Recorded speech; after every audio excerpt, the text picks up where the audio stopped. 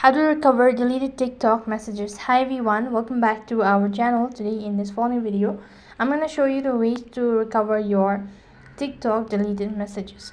Now, to recover your TikTok deleted messages, it's not as simple as it sounds.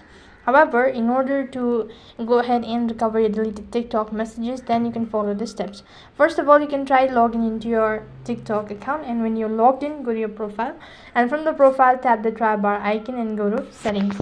While you're on the settings page, then you just have to go ahead and press on the account information. And when you press on account information, next you have to go ahead and select